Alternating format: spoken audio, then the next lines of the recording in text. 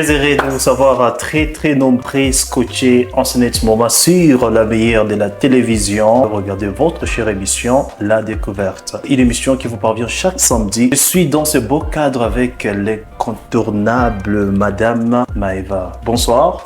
Bonsoir Dick Blue, comment tu vas? Je vais bien, toi ça va? Je vais très bien. Tu es en forme? Très en forme. Je te vois que tu es tellement bien habillée ce soir. Merci, ça vient de chez Mamie Store les amis, n'hésitez pas. D'accord. Et sans pour autant traîner, nous avons un public dans ce beau cadre, même si le public est behind the camera. Mais nous avons justement de belles demoiselles qui nous assistent ce soir.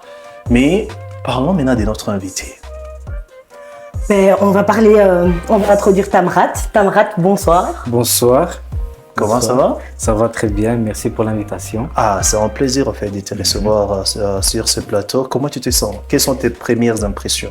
Impeccable, je me sens super bien. Je suis habitué avec les caméras, donc en bonne compagnie, c'est toujours plus agréable. Ah d'accord, c'est super. Alors ce soir, on va te découvrir. On va parler de tout ce que tu fais, ton enfance et vice-versa. Il y aura aussi des questions machettes, des questions surprises en fait. Ah, okay. Donc, sens-toi à l'aise. Donc, on va s'amuser. Cette émission, elle est ouverte pour tout le monde. Donc, tu vas justement te sentir à l'aise. Et sans pour autant traîner, ma co-présentatrice va commencer avec ces petites questions. Parce que moi, j'ai des grandes questions en fait. Ok, pardon. Grande question. Impeccable. Alors, Tamrat, déjà, est-ce que tu peux un petit peu te présenter à nos téléspectateurs? D'où tu viens, ce que tu fais? Dis-moi un petit peu. Moi, c'est Tamrat. Je suis né en Éthiopie.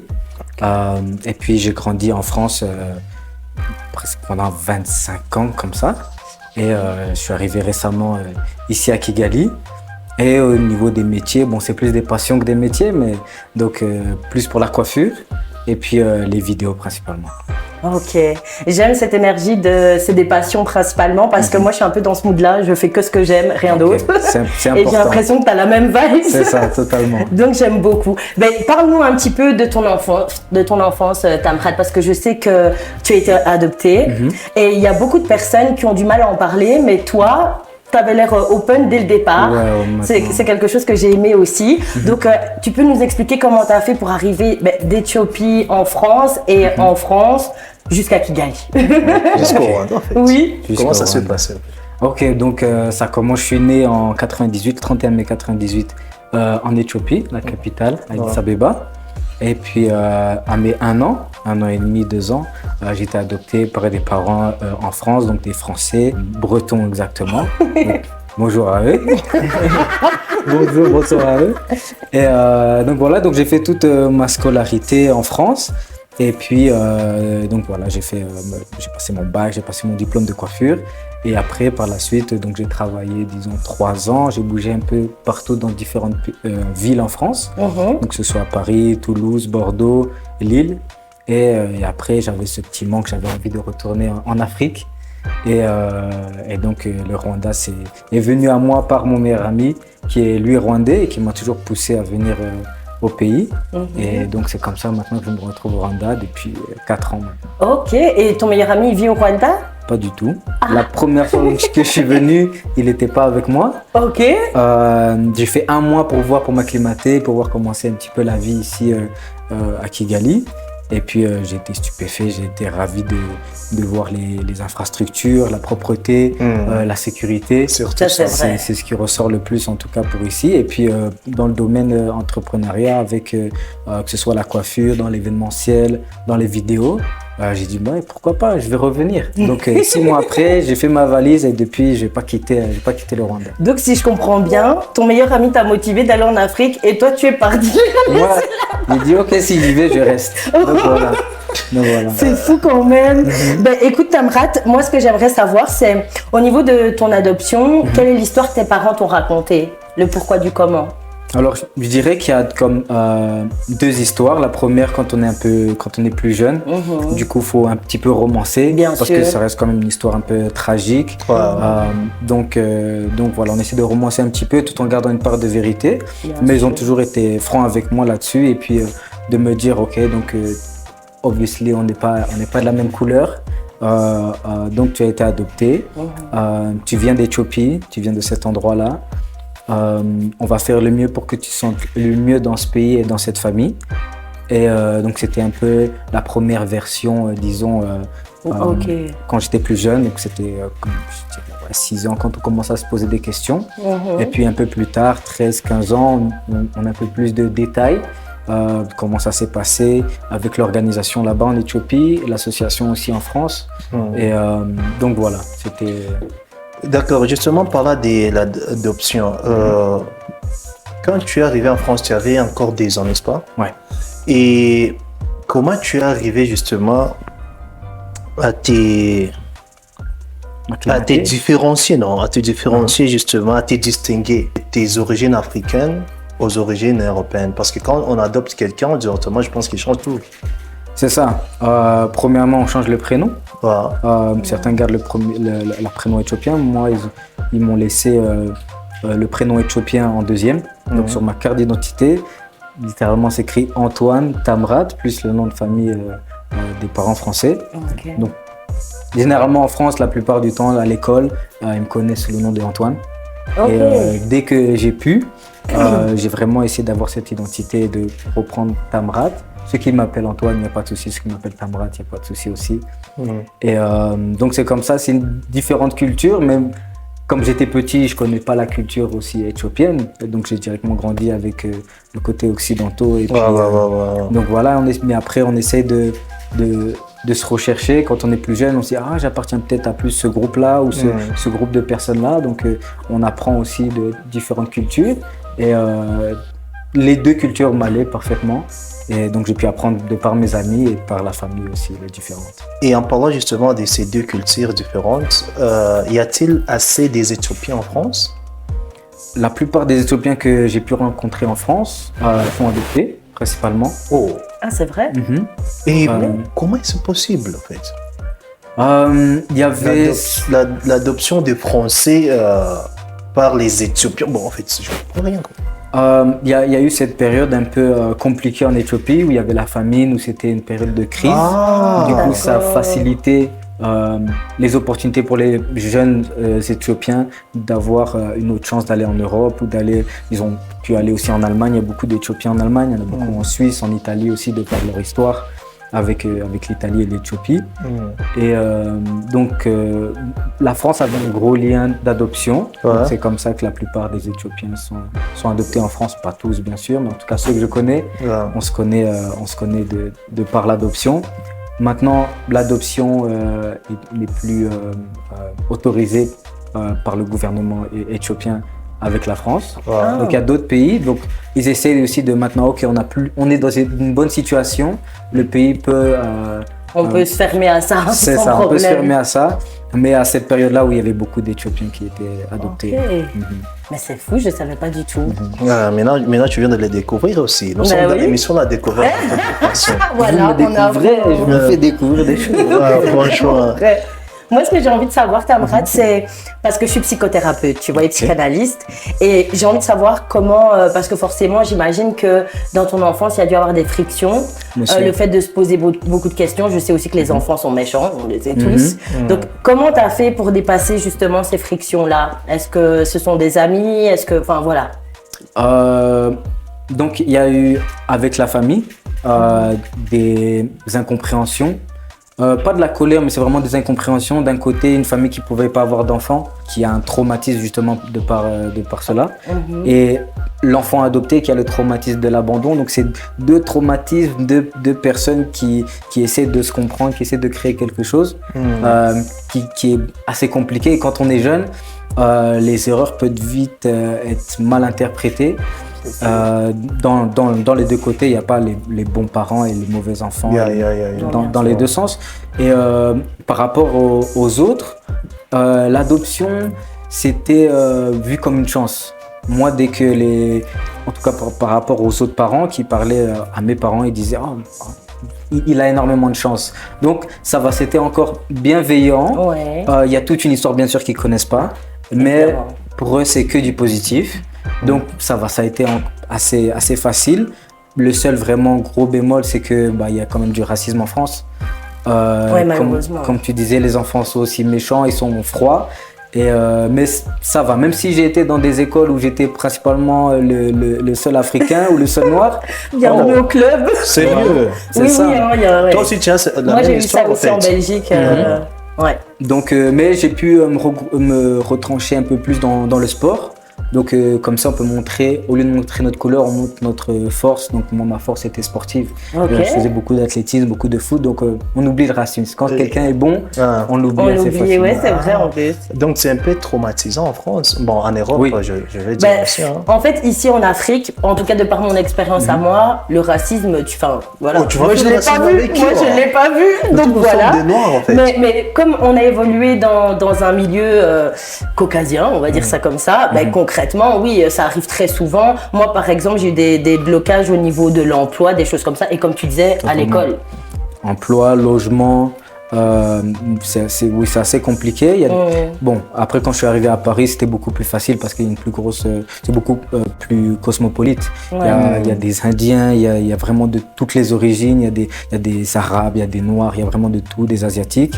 Mais moi, là où j'ai grandi, c'est un petit village. Bon, c'est très blanc.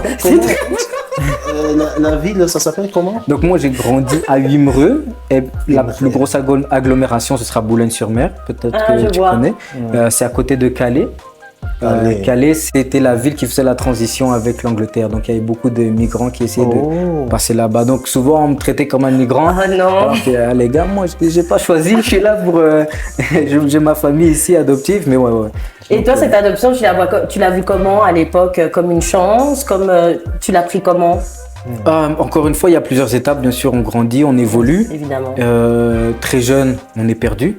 On va pas se mentir, on est perdu parce qu'on essaie de trouver des repères, des attaches et puis des choses à laquelle se rapprocher. Donc on essaie de chercher, que ce soit dans les livres, dans les films. On voit les personnes qui nous ressemblent, bon, ils sont maltraités à la télé ou dans les films, ils n'ont pas les très grands rôles.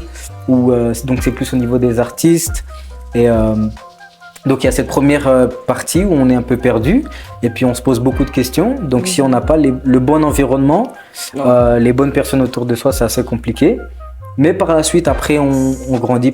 Pour moi, en tout cas, j'ai pu prendre assez de recul là-dessus. On dit, ok, c'est un fait, je peux pas le changer, c'est du passé. Maintenant, on va grandir, on va essayer de trouver des forces, trouver des autres personnes qui ont le même vécu. Il y a des adoptés pour qui ça s'est très mal passé. Du côté de l'enfant et aussi du côté des parents, mais il y a des adoptés comme ma sœur adoptive, c'est ma sœur de cœur, Rachel. Elle, c'est comme ma sœur et elle, ça se passe très bien avec sa famille. Okay. Donc c'est très individuel et pour moi, je pense avoir fait les bonnes décisions, je pense avoir eu un maximum de discussions aussi avec mes parents ou avec ma famille, l'entourage. Et puis j'ai eu la chance d'avoir des amis aussi qui ont pu m'aider. Et puis surtout le sport. On évacue tout avec le sport. Quand on évoque justement les points sur le sport, tu as fait de l'athlétisme et le foot. N'est-ce pas ça? Mais moi, je vois que tu fais du foot même maintenant, non? Toujours maintenant. Tu es un bon foot? Ah, faut venir me voir. Faut venir me bon, voir jouer. Je t'inviterai avec Tu es fan plaisir. de foot. Moi, avec le foot, c'est ici. Hein? Faut faire attention quelle équipe tu supportes, mais il n'y a pas de souci. on est tous ensemble. Mais oui, le foot, ça m'a aidé beaucoup. Après, j'ai eu la chance, mes parents avaient les moyens, donc j'ai pu essayer aussi beaucoup de différents sports, que ce soit la natation, l'équitation très rapidement, le tennis. Donc le foot, l'athlétisme, et du coup ça m'a donné des possibilités de m'épanouir dans certains sports. Et moi, mes idoles, bien sûr, c'était au foot. Donc je suis resté avec le foot et puis après l'athlétisme aussi. D'accord. Avant justement de boucler cette petite translation par rapport à l'adoption, j'aimerais bien savoir qu'est-ce que ce statut d'adopté a développé de plus beau ou de plus fort en toi? Je dirais le côté revanchard sur la vie. Parce qu'on part de loin, il y a aussi je donne toujours cet exemple-là aux gens qui n'arrivent pas trop à situer l'adoption. C'est comme si on a un jeu, tout le monde commence à la première case. Et moi, avec mon adoption, c'est comme si je commençais, j'ai déjà 5 cases et je ne sais pas ce qui s'est passé les premières cases. Ouais. Et on est en quête de savoir comment c'était, qu'est-ce qui s'est passé à ce moment-là. Et du coup, on essaie de se forger là-dessus. Donc il y a beaucoup d'adoptés qui sont très introvertis. Moi j'ai 2 sœurs et il y avait une qui était vraiment plus introvertie que l'autre. Et donc, on essaie de se trouver comme ça. Et moi, je dirais mon point fort, ouais, c'était le mindset. Ok, j'ai une histoire, un vécu, un départ compliqué, mais je peux toujours aussi faire partie des grands de ce monde ou faire des grandes choses. Et puis, donc voilà, principalement l'adoption, c'est ça, ce que ça peut donner. Et moi, j'aimerais bien te poser une dernière question par rapport à ça, c'est que, comme tu le disais, hein, il y a des personnes pour qui cette transition, elle est très compliquée. Est-ce que tu aurais quelque chose à faire passer aux jeunes qui vivent ça maintenant? Ce que tu as pu vivre avant comme difficulté? Bien sûr, le premier conseil que je vais leur donner, c'est parlez-en.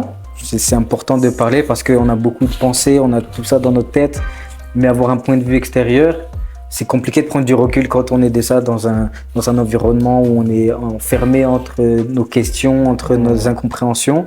Je vais vraiment leur recommander d'en parler, d'avoir différents avis et de pouvoir prendre un peu plus de recul. Et puis essayer de trouver un échappatoire, de pouvoir se libérer dans autre chose, même si la vie d'adopter, c'est quelque chose qu'on va avoir toute notre vie. Ce statut d'adopter, je l'aurai toujours. Et au lieu de le traîner derrière, on peut le mettre devant soi et vraiment le pousser et vraiment le mettre en avant, quoi. D'accord, c'est super. C'est un beau message. Et heureusement, nous avons une psychothérapeute. Peut-être, Mais d'ailleurs, elle peut on pourra apporter venir dans mon quelque podcast chose, si en fait. jamais. Il n'y a pas de souci. Entre guillemets, ma mère est aussi psychothérapeute, comme je te disais. Donc, je connais ce milieu. Maintenant, parlons justement de ta carrière, de ton métier, de quoi faire. Coiffeur youtubeur. Et youtubeur également. Oh, tu as plusieurs casquettes en fait. C'est ça. Ouais. Mais c'est une bonne chose en fait. Multitâche. Moi, j'ai envie d'avoir la petite histoire là. Comment on en arrive à la coiffure? Comment déjà on part de France en amenant la coiffure à Kigali? Mais avant cela, Oui. Attention, il y a trop de questions. on va te bombarder, je t'avais dit. Ok. Je suis prêt. Tu avais du potentiel, tu avais du talent dans les domaines footballistiques. Pourquoi on n'avait pas continué avec ces dreams-là, ces rêves-là de devenir professionnel? Donc, Et puis tu t'es retrouvé dans la coiffure. Actuellement, youtubeur. Quoi d'autre? Vidéographe. Tout ça. Vidéo, photo, trop de casquettes. trop de C'est ça. casquettes. Il faudra qu'ils reviennent pour expliquer la suite. Ouais, c'est un peu ça alors. Et c'est un peu justement de nous mettre dans notre bain afin que nous puissions. Je pense que cette émission a comme objectif d'inspirer les jeunes d'une manière positive. Tu vois un peu? Bien sûr. Alors les jeunes qui nous regardent dans ce moment, à travers toi, à travers tout ce que tu dégages, ils seront inspirés. Ils aimeraient aussi devenir un jour comme vous. Tu vois un peu? Alors, essaie un peu justement de nous expliciter comment tu as pu laisser. Parce que les jeunes actuellement rêvent de devenir des footballeurs professionnels. Mais toi, tu as eu la chance d'être en France, en Europe. Tu n'étais pas en Afrique. Et puis, tu as laissé justement ces dreams passer comme ça pour devenir quoi. Bon, je ne te juge pas. On Non, aimerait il y a justement pas de- savoir. Alors, pour le foot, il y a des réalités, il y a des gens qui sont meilleurs que soi, même si j'ai pu évoluer dans un très bon centre de formation comme N'Golo Kanté, passé par là. Oh, no way! J'ai mes amis qui jouent en Ligue 2 en France, qui jouent en national, donc des grosses divisions. Un autre qui joue en Italie en première division. Donc, il y a un peu de tout. Je les suis. Ils accomplissent mon rêve, donc je les accompagne là-dessus. Moi, le foot, c'était un rêve. Voilà. Mais j'étais arrivé à une transition en fait où l'athlétisme c'était inné. Donc j'ai très vite et très bien performé en athlétisme sans trop travailler. Alors que le foot, fallait un peu plus travailler. Wow. Et il y a eu cette décision entre ok, maintenant il faudrait choisir entre l'athlétisme et le football. Et la situation a fait que je suis parti dans l'athlétisme. Le foot peut toujours être là parce que maintenant je fais des événements de foot, donc je peux toujours partager. Encore ce matin, j'étais en train de coacher des petits ici. Donc il y a toujours du savoir et quelque chose à partager. Il a du potentiel, il a de la passion en fait. Ouais, ça se sent. Je Tu trouve vois, que ça Djibril se Junior, sent. lui, il sera un footballeur, c'est énorme. Mais voilà, tu peux le mettre assez En court. comptant déjà, non, il Il n'y a pas de souci. Il n'y a pas de souci. Donc voilà, du foot à la coiffure, là, j'étais déjà dans la coiffure quand j'étais au foot. La coiffure, c'est venu vraiment par... Bon, il y avait un petit désaccord parce que mes parents, du coup, sont européens, français, et moi, avec un cheveu afro, coiffer le cheveu afro, c'est pas la même chose que je coiffais les cheveux caucasiens. Donc, et puis, c'est une autre culture, hein, le cheveu caucasien que le cheveu afro asiatique, c'est à chaque fois différent. Et du coup, moi, c'était mes parents qui me coupaient. Et bon, la coupe, c'était très vite bold, c'était très vite chauve. C'était pas les coiffures que je voyais à la télé, les Pogba, ces joueurs-là. Et du coup, moi, j'ai dit, quitte à rater ma coupe, je vais le faire moi-même. Donc c'est comme ça que j'ai commencé. J'avais la petite tondeuse qui était là à la maison. À la maison, pardon. Et je dis ok, je vais commencer. Donc j'étais comme ça, j'avais mon miroir ici, le petit miroir là pour pas se gratter. C'était affreux. Au début, on va pas se mentir. C'est ça. Ouais. Mais avec la passion, moi je passais des heures sur YouTube le soir. Je regardais, je me disais faudrait faire comme ça, comme ça. Et puis j'ai commencé, je demandais à avoir une tondeuse un peu meilleur. C'était pour mon anniversaire, je m'étais dit ok, je vais commencer comme ça, et petit à petit, donc je me suis amélioré sur moi et j'ai demandé à cet ami rwandais que j'ai, Nicolas, désolé pour les coupes que j'ai pu rater, mais il a été très vite récompensé parce que maintenant toutes ces coiffures sont gratuites. Mais on a vu Bruno Chemin, oui, justement de sa coiffure. Il nous a dit que c'est toi qui le coiffais. C'est moi, Bruno, William. La plupart des basketteurs ici, c'est moi qui les coupe. Hein. Wow. Donc voilà, et donc j'ai commencé petit à petit la coiffure avec mon ami, après au quartier. Après le quartier, j'ai commencé des gens du lycée. Et très tôt, je me suis dit, j'avais même pas la vision de vouloir faire de l'argent avec la coiffure. C'était tellement une passion que c'est pas grave, j'ai pas besoin de faire de l'argent. Et ma grand-mère, elle est passée à côté, elle dit, tu sais, tu pourrais la faire payer. Je dis ok, combien? Même 2 euros. Wow. Même 1 euro, 2 euros, c'est rien, juste histoire de petite récompense, un petit de travailler. Et c'est comme ça que j'ai pu acheter du nouveau matériel et puis augmenter les prix, m'améliorer et puis arriver en première seconde. Je suis allé au culot, je suis allé voir un salon de coiffure et je leur ai dit voilà, j'aimerais travailler donc à mes heures de trou pendant l'école, pendant les week-ends, pendant les vacances, pendant que les autres allaient s'amuser, moi j'étais au salon de coiffure. D'accord. Donc j'ai commencé très tôt, donc, je passais mon baccalauréat mais en même temps je travaillais. Donc, la vie active, je l'ai connue un peu plus tôt que les autres et puis c'est une passion, on ne regarde pas les heures, on continue, on veut toujours apprendre et puis de là, puis la coiffure c'est du relationnel, donc il y a des clients, on apprend la vie des autres, on se dit ah mais moi aussi j'aimerais faire ça, d'où la vidéo est arrivée aussi comme ça, ah mais eux ils font leur vidéo, pourquoi moi je le ferais pas? D'accord. J'avais un peu de pouvoir d'achat avec la coiffure, je me suis dit je vais acheter ma première caméra.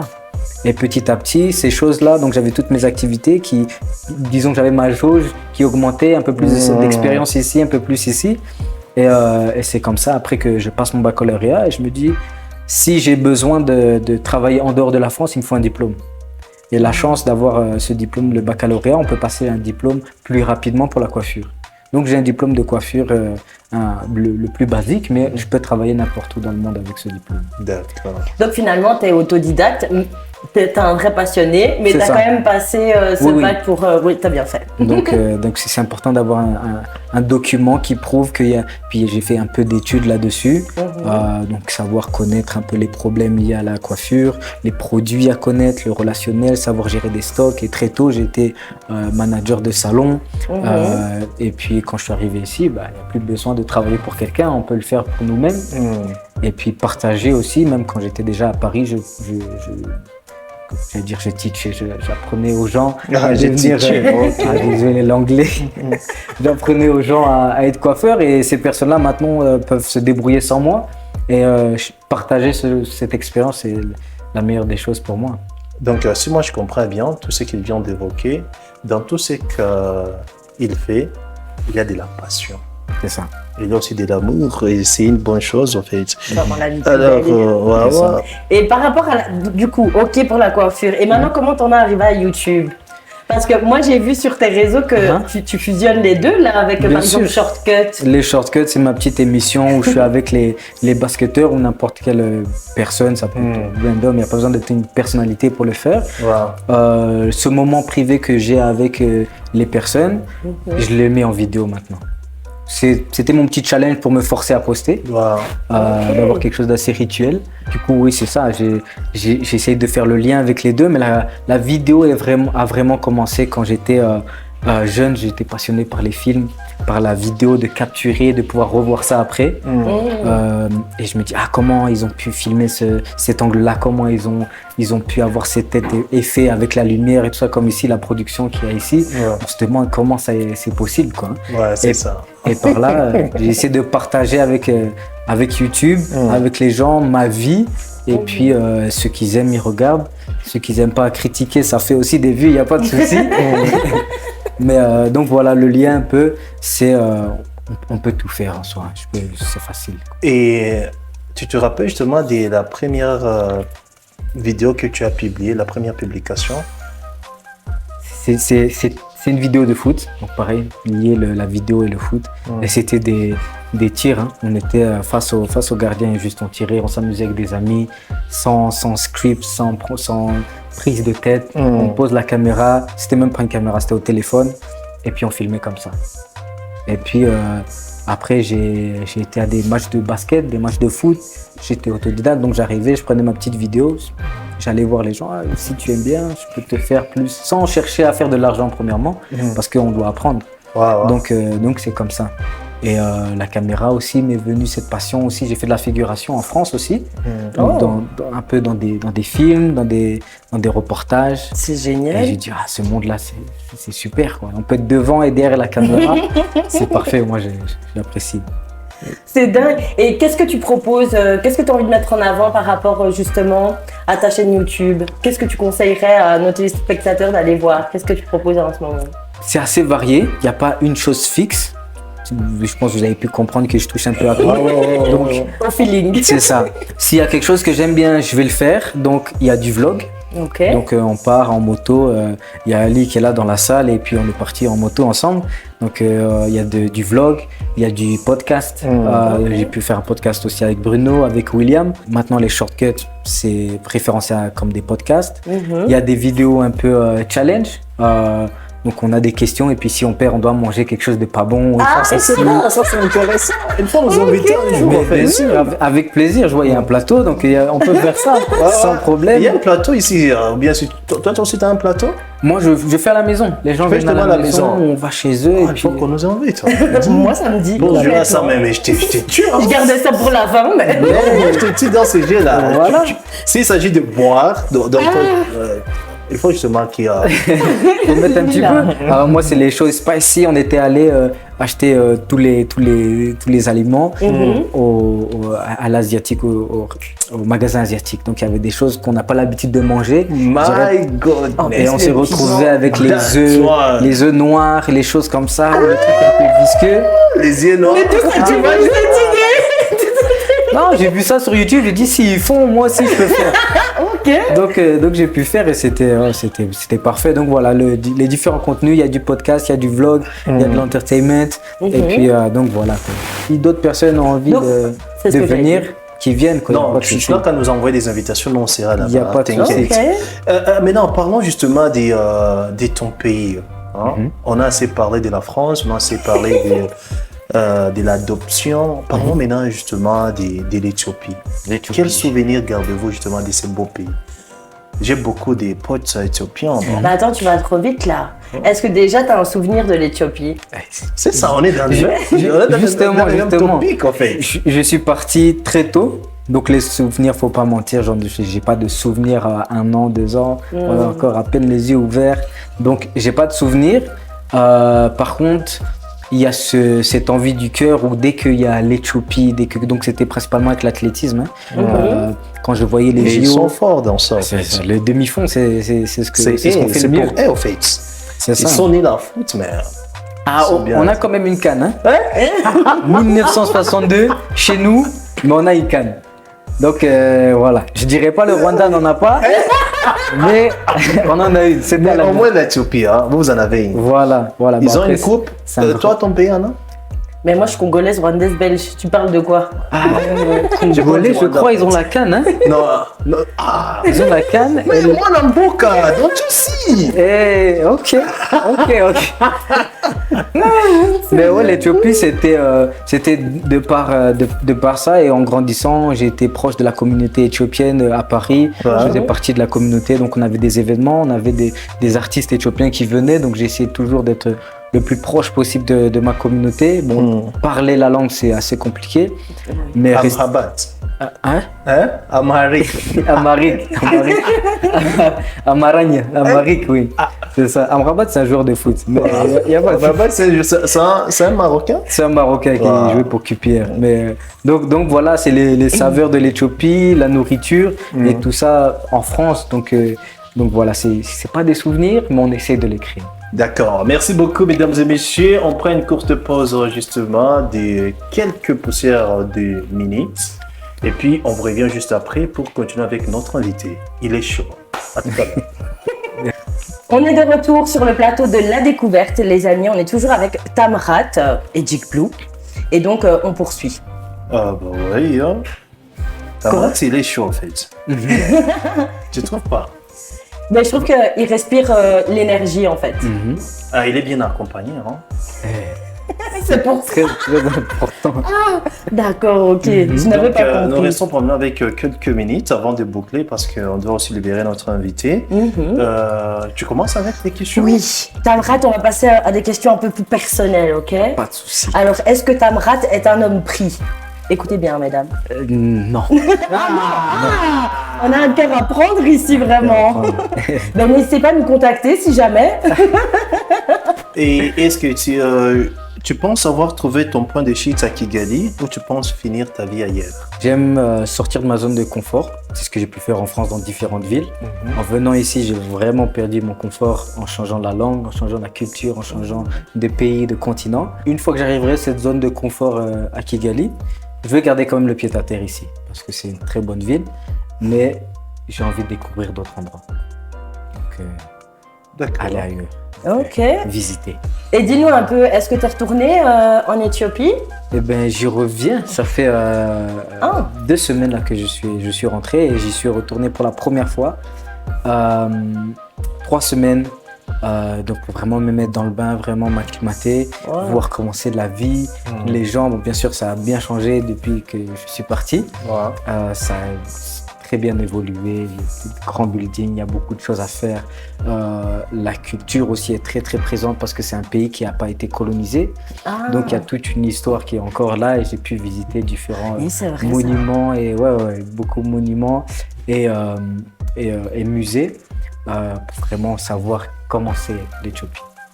Et du coup, est-ce que pour toi avoir des enfants, bon, parlons justement dans un avenir très proche, futur proche, a une importance particulière pour toi? Je veux des enfants. Combien par exemple? Je veux des enfants et leur offrir un maximum. Donc si à 3 je peux offrir, si à 4 je peux offrir, à 6... Si à 20 même, un c'est maximum. On est en Donc, Afrique, hein? donc je suis ouvert, mais j'aimerais avoir du monde avec moi. D'accord, voilà. C'est une bonne réponse. bon. Non, c'est beau dit comme ça. Une question, parce que nous sommes dans la rubrique questions personnelles. 5 pays que tu aimerais bien visiter? Le Brésil. Certains me disent que je suis brésilien, mais ça me va parfaitement. Ça se vend. Le Brésil, en Asie, j'aimerais bien aller en Thaïlande, le Japon, Sénégal, là, Timor Leste, Canada. Et Canada aussi. Canada. Pas la partie ville, la partie vraiment La nature. paysage, nature. Voilà.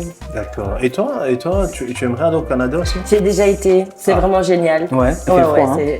Ben, je t'avoue que moi j'ai été pendant l'été. Ok, Je suis l'été. restée 3 mois en fait et c'était l'été indien. Mais le dernier jour où j'allais prendre mon avion, il a commencé à neiger. J'ai dit, ok, le Canada c'est que l'été. C'est bien l'été, voilà. Ouais. J'ai eu de la neige jusqu'à la taille en 5 secondes quoi. Ah ouais, non, c'est compliqué. Notre invité, il est encore célibataire, n'est-ce pas? Oui. 4 différentes nationalités des filles que tu aimerais bien avoir. Écoutez bien mesdames. Est-ce que ça se dit? Ouais. J'ai pas tout fait, mais... non, pour être honnête, Sénégal, Une Sénégalaise. Une Sénégalaise. Ah, j'aime vraiment l'Afrique. Hein. Tu es africain, en Facile. fait. Uh-huh. Voilà. Quand je suis arrivé ici, ça m'a changé de la France. Donc, Amérique latine. Wow. Donc, ouais, Brésil, Chili. Sénégal, les pays qu'il aime. Ouais, voilà. Après, on va rester dans ces eaux-là. Hop, caribéenne, j'allais oublier. Elles sont jolies, hein? Ouais, c'est vrai. Il y a les Barbades, il y a la Guadeloupe, il y a toutes ces îles-là. Cap-Vert. Oh là, Cap-Vert, oui. Ah, là, c'est Bon, en tout cas, c'est vaste, hein. Ouais, voilà. Non, on m'a dit 5, j'essaie de mettre les 5. Voilà. Est-ce que tu es croyant, Tamrat? Alors, je crois en moi, pour dire ça comme ça. J'ai été éduqué dans le christianisme. Donc j'ai fait profession, communion, tout ça, mais j'ai pas fait la confirmation. Pour ceux qui savent, la confirmation, c'est on atteste de son baptême. Ouais. Et bon, moi, j'allais pas mentir, donc j'ai été éduqué dans ça, mais je suis pas Mais pas croire en chrétien. toi, c'est croire en Dieu, non? Tu crois pas? C'est une toute philosophie, c'est Ouais, quelque c'est chose vrai. de grand, mais ouais. Parce qu'il y a des gens qui croient plus en Dieu, qui croient en eux. Et ce serait bien aussi de commencer à croire en soi aussi. On a une force intérieure qu'on néglige. On sous-estime aussi, Donc ouais. voilà, mais j'ai appris aussi, j'ai lu le Coran. J'ai été très intéressé par le Coran. J'ai fait 8 ans le Ramadan pour vraiment me mettre dans la peau, dans le bain. Ok. Et puis aussi, j'ai beaucoup d'amis qui sont musulmans. J'ai envie d'apprendre du bouddhisme, j'ai envie d'apprendre de partout. Le bouddhisme, ça va t'intéresser. Ouais, je crois. Sérieux? Ah ouais, c'est super intéressant. C'est les esprits, les énergies, c'est un peu plus. C'est plus, en fait, le bouddhisme, c'est pas vraiment une religion, c'est plus une façon de traverser la vie, en fait, de Ok. façon zen, on va dire ça comme ça. Mais il y a beaucoup de principes super intéressants, quoi. Ok, moi tout ce qui est différent, j'ai envie de connaître. Les 3 personnalités publiques que tu aimes de plus? Le public de où? Les stars. C'est dur, parce que là j'allais sortir que des footballeurs. On va essayer de varier un peu tout ça. Non, en footballeur, il y a, je dirais, Ronaldinho, pour ce qu'il a fait avec son métier. Pour les investissements qu'il a donnés aussi au pays.